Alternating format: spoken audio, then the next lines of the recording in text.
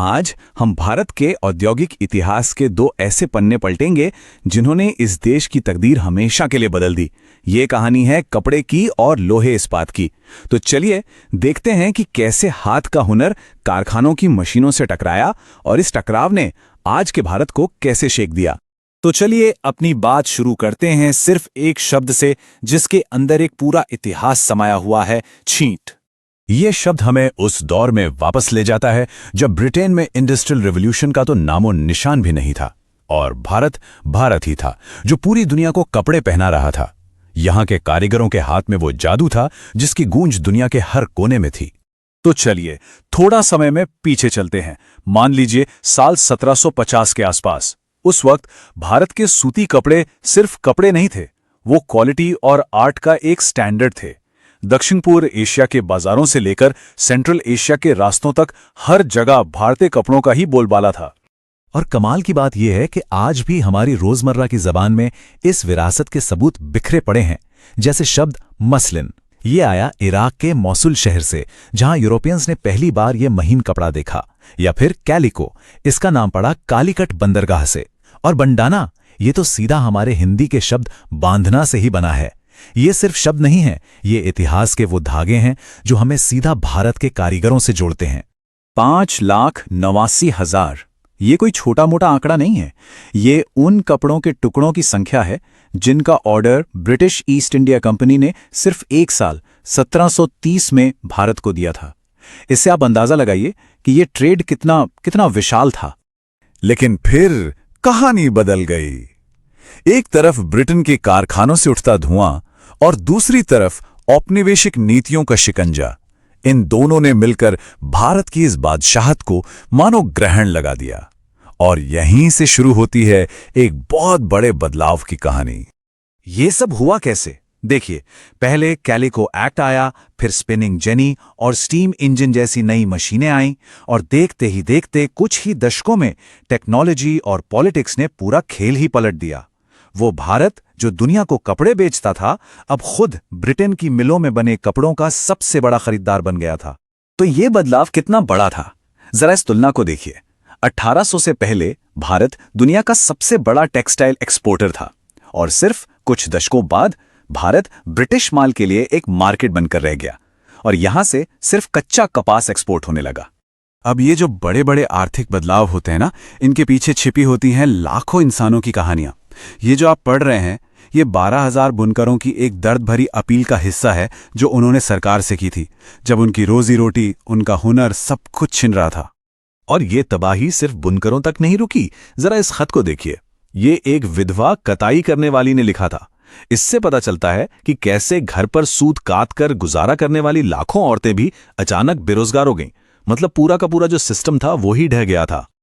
लेकिन जैसा कहते हैं, हर अंत एक नई शुरुआत होती है। इसी राख से एक नई कहानी ने जन्म लिया। ये कहानी थी भारतीय कारीगरों की जिद की और एक नए मॉडर्न टेक्सटाइल इंडस्ट्री के जन्म की। तो हुआ ये कि इतनी तबाही के बाद भी भारत की बुनाई की कला वो खत्म नहीं हुई। उसने बस अपना रास्ता बदल दिया। हथकरघों ने उन कॉम्प्लेक्स डिजाइन्स और खास साड़ियों पर फोकस करना शुरू कर दिया जो मशीनें नहीं बना सकती थीं। और इसी दौरान एक नए इंडस्ट्रियल भविष्य की नींव भी रखी जा रही थी।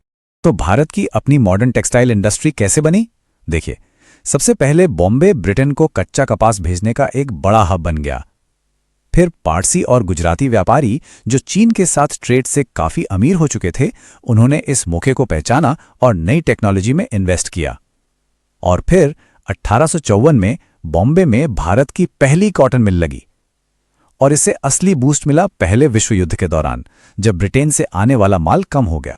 तो चलिए अब कपड़ों के धागों से निकलते हैं और स्टील की दहकती आग की तरफ बढ़ते हैं। और आपको ये कहानी भी कुछ वैसी ही लगेगी जिसकी शुरुआत होती है एक जबरदस्त बुलंदी से। ये कहानी है भारत के वुड्स स्टील की। ये कोई मामूली स्टील नहीं था, ये तो एक लेजेंड था। एक ऐसी टेक्नोलॉजी जो इतनी एडवांस थी कि माइकल फैराडे जैसे टॉप यूरोपियन साइंटिस्ट भी सालों तक इसके राज को समझने की कोशिश करते रहे। और इस कमाल की मेटलर्जी का सबसे बड़ा सबूत टीपू सुल्तान की तलवार। कहते हैं कि उसकी धार इतनी तेज थी कि वो दुश्मन के कवच को भी मक्खन की तरह काट सकती थी। ये था वुड स्टील का दम। तो टेक्सटाइल की ही तरह आयरन इंडस्ट्री ने भी वही उतार चढ़ाव देखा, पतन और फिर पुनर्जन्म का दौर। ये कहानी है गांव की उन बुझती हुई भट्टियों से लेकर एक बहुत बड़े स्टील साम्राज्य के बनने तक की। स्टील की कहानी में भी बड़े नाटकीय मोड़ आए। देखिए, 1700 के आखिर में वुड्स स्टील का प्रोडक्शन अपने चरम पर था, लेकिन 1800 के मध्य तक आते आते ये तकनीक लगभग गुम हो गई। पर फिर 1904 में दोराबजी टाटा ने एक नए अध्याय की शुरुआत की। तो यहां दो बिल्कुल अलग दुनियाएं थीं। एक तरफ गांव की छोटी छोटी भट्टियां जो लोकल अयस्क और चारकोल पर चलती थी, और दूसरी तरफ टिस्को जैसा एक विशाल मॉडर्न कारखाना। औपनिवेशिक वन कानूनों और ब्रिटिश आयात ने पारंपरिक कारीगरी को तो खत्म कर दिया, लेकिन इसी नए उद्योग ने ब्रिटिश साम्राज्य की जरूरतों को पूरा करके खुद को बहुत बड़ा बना लिया। और यहीं पर कहानी में एक बहुत ही दिलचस्प मोड़ आता है। जानते हैं टाटा को बेहतरीन लौह अयस्क के भंडार तक किसने पहुंचाया? उन्हीं अगरिया समुदाय के लोगों ने, जो सदियों से लोहा गलाने का काम करते थे। मतलब पुराने ज्ञान ने ही नए औद्योगिक युग का रास्ता दिखाया। कमाल है ना? तो टेक्सटाइल और स्टील, इन दोनों कहानियों से हमें क्या समझ आता है? इसे और बेहतर समझने के लिए चलिए भारत के अनुभव की तुलना उसी दौर के जापान से करते हैं, जिसने एक बिल्कुल अलग रास्ता अपनाया था। यहां फर्क बिल्कुल साफ है। औपनिवेशिक भारत में सरकार ने स्थानीय उद्योगों की रक्षा करने से साफ मना कर दिया, क्योंकि उनका मकसद था ब्रिटिश माल के लिए एक बाजार बनाना। वहीं दूसरी तरफ जापान ने पश्चिमी प्रभुत्व को चुनौती देने के लिए अपनी सरकार की मदद से जोर शोर से औद्योगिकरण किया। नतीजा, भारत का विकास धीमा और रुका हुआ था, जबकि जापान ने बहुत तेजी से तरक्की की। तो आखिर में ये पूरी कहानी हमें एक बहुत बड़े सवाल के सामने लाकर खड़ा कर देती है। किसी देश का मुकद्दर कैसे तय होता है जब उसके बाजारों पर, उसकी अर्थव्यवस्था पर किसी और का कंट्रोल हो? ये एक ऐसा सवाल है जो इतिहास के पन्नों से निकलकर आज भी हमारे सामने खड़ा है।